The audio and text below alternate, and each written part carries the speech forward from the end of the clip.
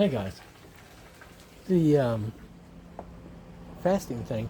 I was saw somebody talking about that chick calls herself Star. She was talking about how God, quote unquote, is calling for like a corporate fast starting on October 1st, I think it was,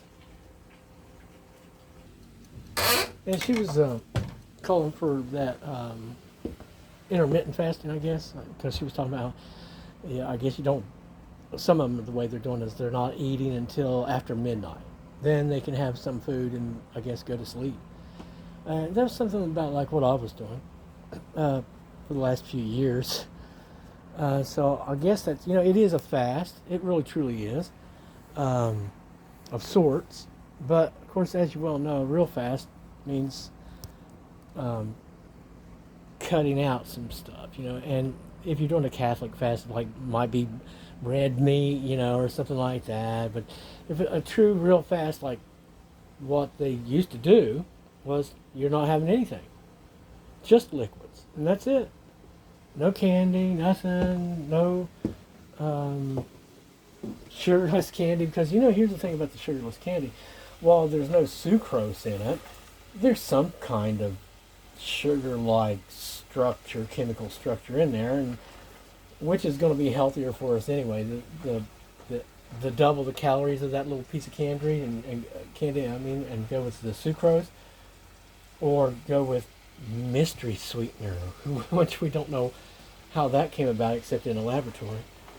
But and again, I'm thinking an awful lot of this stuff is like that. Wait until late at night to eat that small, little, teeny, tiny bit of food, or even if it's a regular meal. It seems to me like it's ritualistic.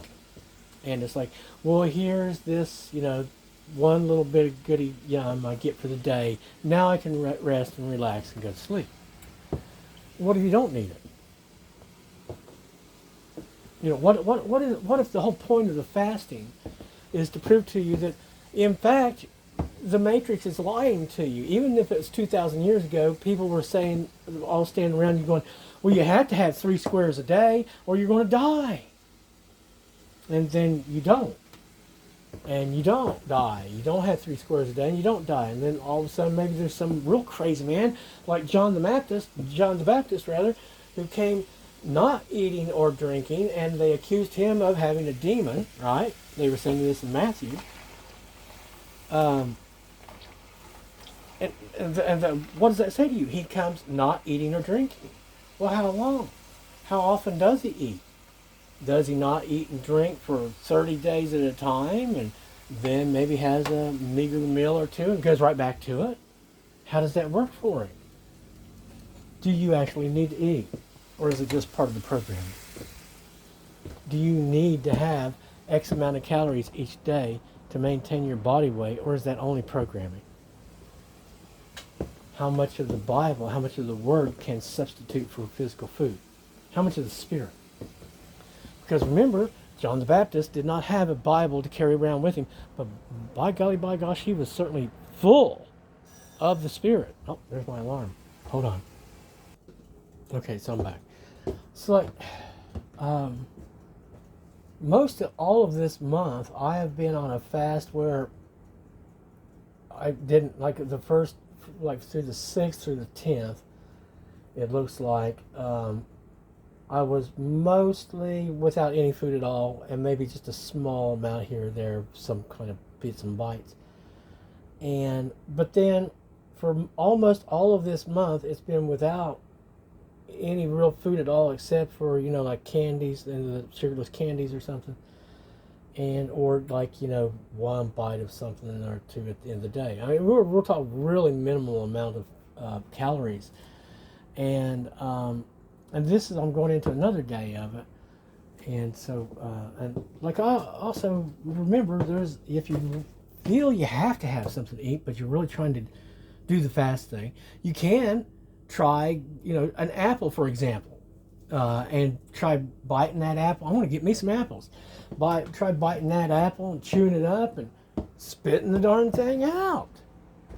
You don't have to swallow it. You can have the joy of tasting it, maybe even sucking up some of the juices, and then just spit it out, right? So that's a crutch way of getting through past your programming that says, I have to eat.